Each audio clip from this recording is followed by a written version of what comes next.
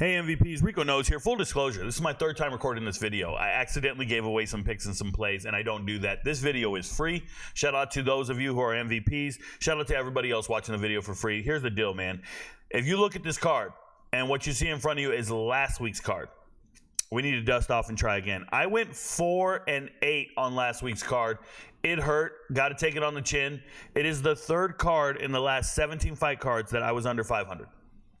And I'm not proud of it, man. Missing on locks is never good. Missing on locks will have you missing all your parlays and props. And we missed on two definite locks, the two biggest locks on the whole night. Shout out to Robles, Despania, and Rebecca, both of them getting fraud checked in real time right in front of us and ruining everything. Okay? Yes, we got the main event right. Who gives a shit? Things were tough. Things were hard. We got to try again. So, we're on this fight card. Once again, the first video is always free, so this one's free. After that, everything else, you got to be an MVP to see it. Shout out to all the MVPs who are on the Discord server with us. Shout out to everybody who watches the fight cards with us. And I provide all the commentary, live bets, and all that other stuff. But let's talk about it.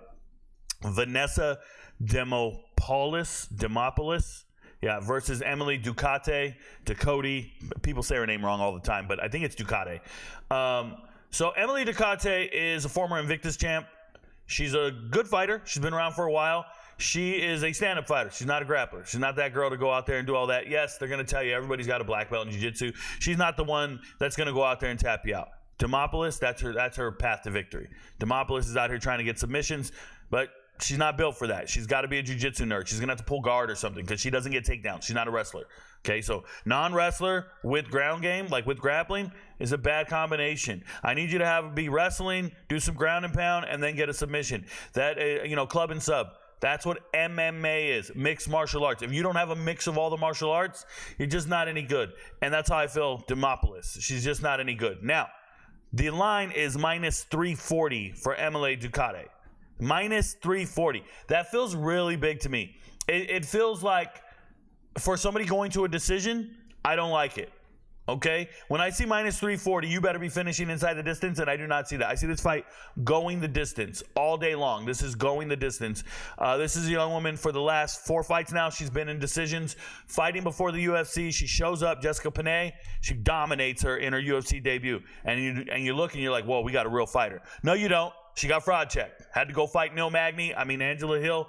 Go fight Hill.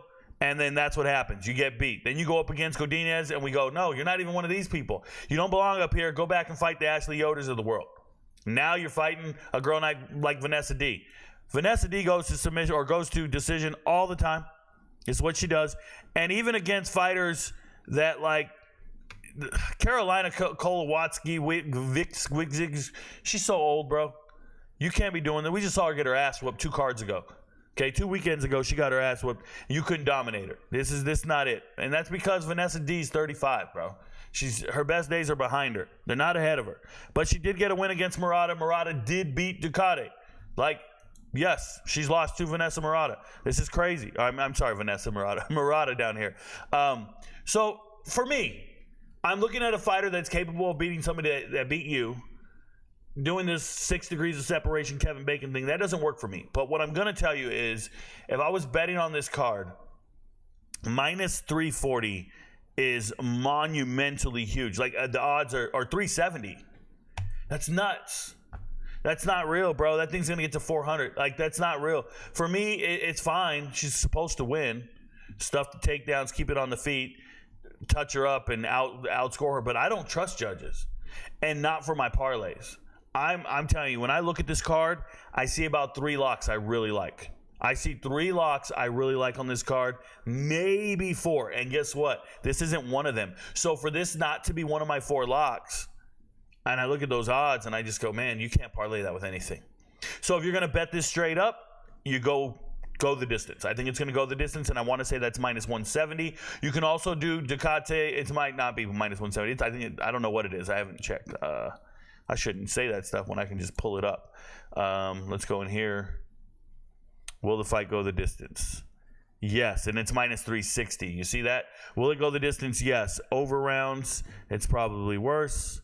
You say over, and it's minus 450. So now here's what I'm going to say. You can parlay these with other over-unders and other methods. So pay attention to all the other videos I'm going to make, and that'll help you parlay it. But as I stand right now, that feels like a better bet. Will it go the distance minus 360? Yes, than the 370 for the money line. It just doesn't even make sense, right? I don't see this being worth it. But if you want to go to method of victory, you go Ducote by points, and that's minus 175. And there we go. Now, you can parlay that with stuff as well, and that feels a little more realistic. Now, I wouldn't be parlaying it with other locks. I would probably go to the very next fight and do it in pairs for the whole card and be very responsible with my money. You don't want to be doing 6-7 legs, guys. It's pointless. You're making donations. Don't do that. But this feels like a bet worth making with the points at minus 175.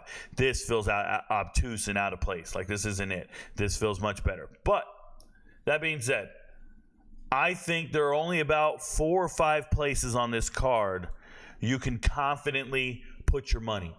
4 or 5 places. Outside of that, I wouldn't be trying to bet the whole card and parlay the whole thing. Be very selective about where you want to put your money on this card, and there's places to make your money, but it's not where you guys think. It isn't. Like, you see a minus 370, you want to go parlay it with some of these other heavy favorites, and I'm telling you, it's not like that. Now, she should win the fight. Do what you want with that. I know some MVPs don't bet on any women fights. You might need to on this card, but some MVPs don't bet on any women fights. I don't blame you. This will be a boring one for me. This will go 3 rounds. I'm not excited about it. Shout out to Ducote. I hope she wins the fight.